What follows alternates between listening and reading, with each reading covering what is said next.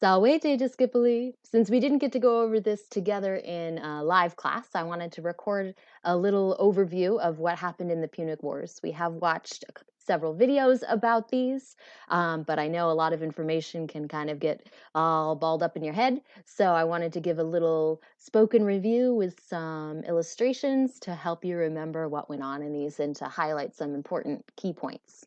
So first of all, we know that in the Punic Wars, it was Rome against Carthage.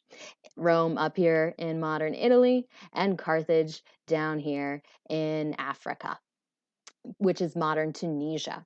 And if we look at the map a little closer, we can see that it's really Carthage, represented by the purple, that has the most power at the beginning of the 3rd century BCE, or in the 260s when this starts out.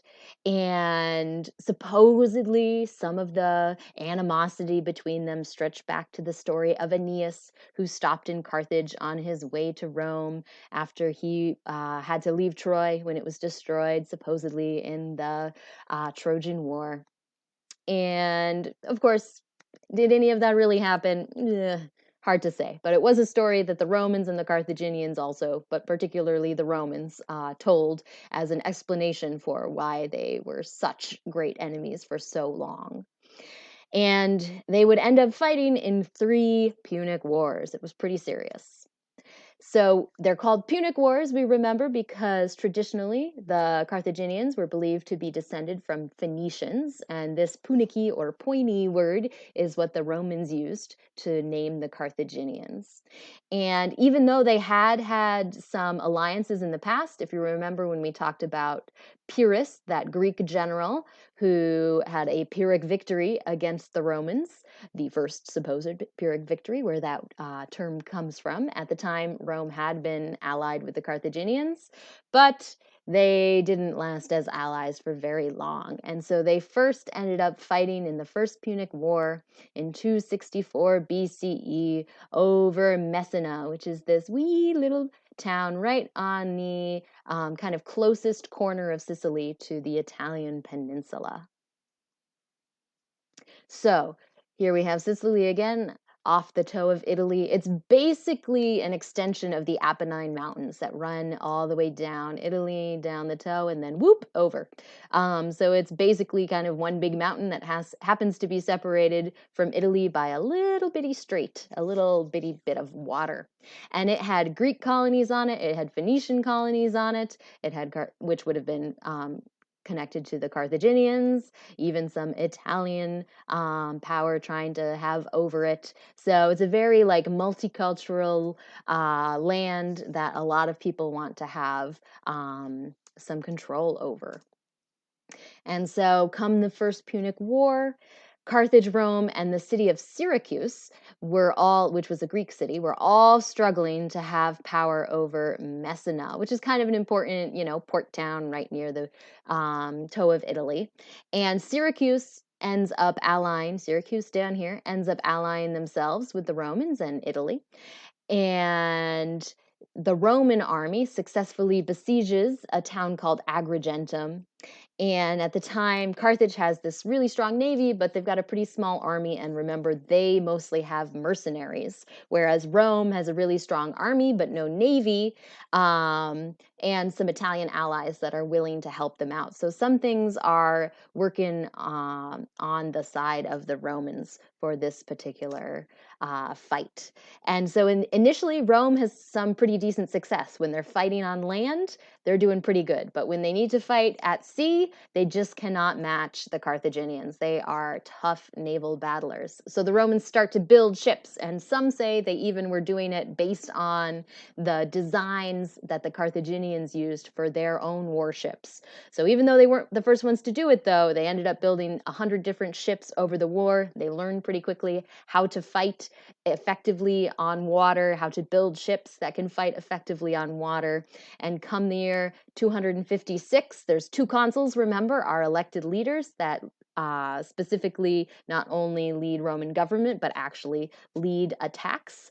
And they go and they try and attack Carthage itself to just nip everything in the bud. They fail miserably.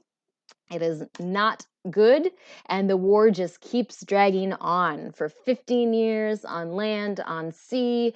They're fighting, they're dying. Sicily is getting ravaged by all these armies marching over it, using up its resources, fighting over it. And eventually, what happens in 241, the Romans have rebuilt their fleet, they've returned to Sicily, and they finally beat back the army of General Hamilcar Barca. And everybody's been fighting for so long, they're kind of just ready to negotiate a peace.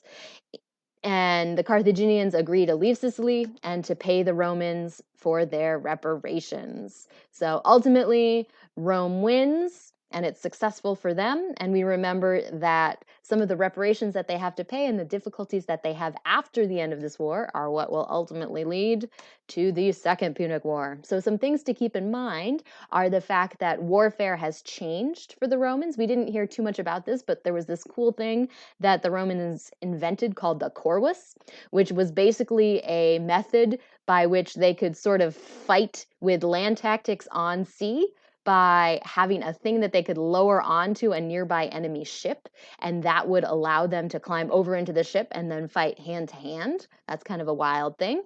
And it also started to change the way that Rome executed campaigns. So from last week and watching the different evolutionary changes in their warfare, where they went from using a phalanx, that's not going to work against the Carthaginians, to using a maniple. Oh, now we're getting a little bit closer to eventually having legions that fight all year. We're starting to see some changes moving towards that system. So they're fighting less seasonally. It's not like they just go out and fight during the good times and then go back in the winter when it's too hard to fight. They're starting to fight all year long in some cases.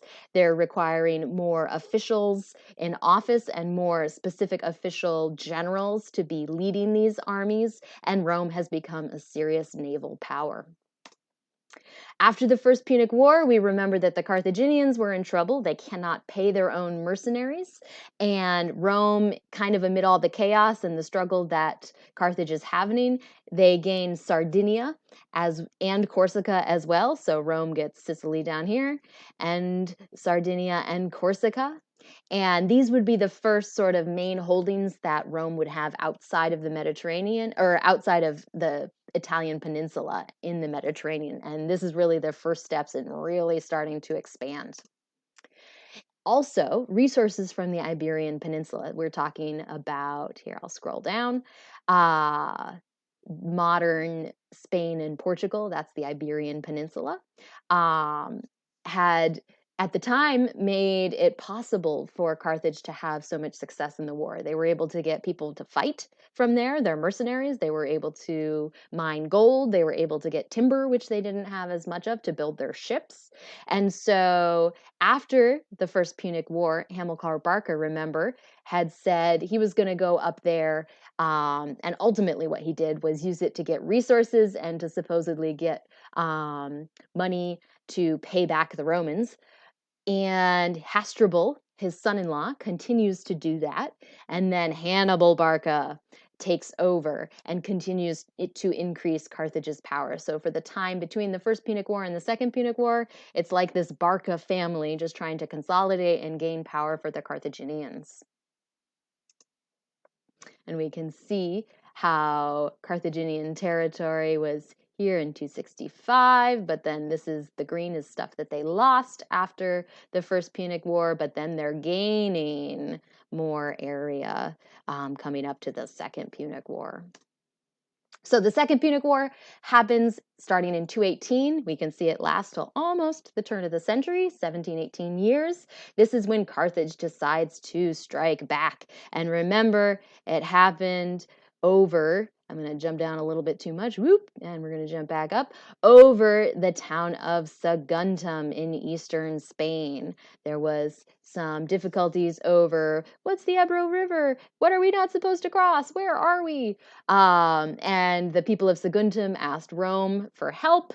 Rome doesn't quite help them as much as they need, but ultimately they do say, you know what, we can't have Carthage just supposedly encroaching on people we're supposed to be protecting, so they decide to declare war. And that leads to Hannibal being like, okay, cool, we're having a war. I'm going to go march over the Alps.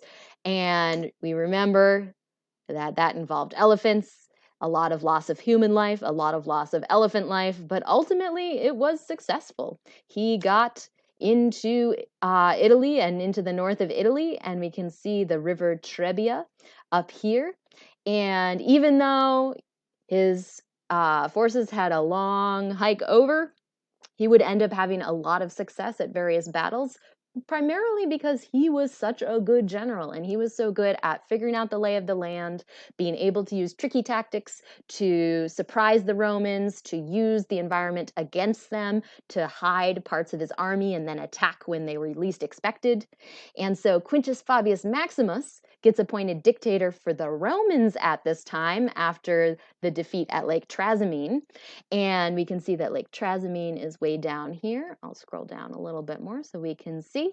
And Quintus Fabius Maximus was kind of doing the right thing. It was working. He was delaying. He was not trying to attack the Carthaginians outright, but he gets criticized for this.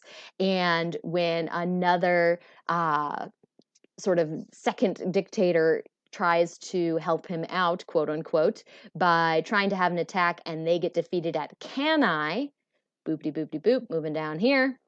Again, they decide, whoops, that was a bad idea. We better go back to our delaying tactics, our Fabian tactics. Here's an example of what happened at Lake Trasimene. Remember, they used the mountains and the fact that the Romans couldn't go in the lake to sort of bottleneck them. It was a really bad loss for the Romans.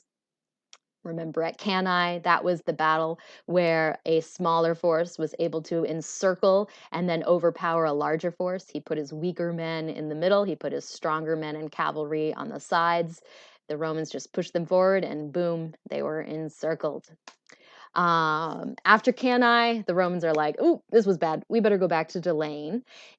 And in addition to doing that, because they've technically supposed to have had allies throughout Italy, but maybe some actually of these quote unquote allies have been betraying them against the Carthaginians, they end up taking some of these cities that had initially been their friends and attack them and sell people into slavery in punishment for apparently helping out the Carthaginians, since some of those cities might have thought, ooh, the Carthaginians are doing pretty well and the Romans are losing kind of a lot. So that's not something we brought up in the videos, but it definitely shows how cruel, but sort of effective, the Romans could be in fighting. But they keep delaying. Hannibal's army is slowly defeated over several years, and by 209, they've kind of marched down all of Italy. They're stuck in the toe at a place called Bruttium, and it's not being so great for them. Hannibal kind of missed the opportunity to attack Rome outright. And so while things are not going so great in Rome, the Carthaginians are attacking various cities. Rome itself is attacking cities that might be helping the Carthaginians. The whole armies are marching up and down it. Things aren't getting planted. It's been pretty bad. In Italy, it's bad, but outside of Italy, the Second Punic War is going a little bit better. We have our Roman general, Publius Cornelius Scipio. He captures Carthago Nova, which is literally New Carthage. In Spain, he defeats Hasdrubal, Hannibal's brother. He also prepares to invade North Africa in 205. He has a series of battles where he is successful, and Hannibal ends up being called back to Africa by other Carthaginians because they're like, oh my God, this is bad. Scipio's coming for us in Carthage. Come back and help us. And so Hannibal comes back, but he leaves part of his army in Italy. And so what ends up ending the Second Punic War is primarily the Battle of Zama, which happens in 202. So Scipio's Roman army and Hannibal's Carthaginian army, not the one that was in Italy, but other people that were still there, meet at a place called Zama, which is not that far from Carthage, but not that close either. And Scipio ends up winning. This is where he adds the name Africanus, basically like African Scipio, to his name in honor of how awesome he is. And he ends up gaining quite a bit of fame for this. And we'll also hear about another Scipio in the future as well. It's very much Scipios versus Barcas to some extent. And because I can only screencast for 15 minutes at a time, I am going to pause this one here, and I'll start up with a bit on the Third Punic War in just a minute. You'll have to go to that link. Thanks, guys.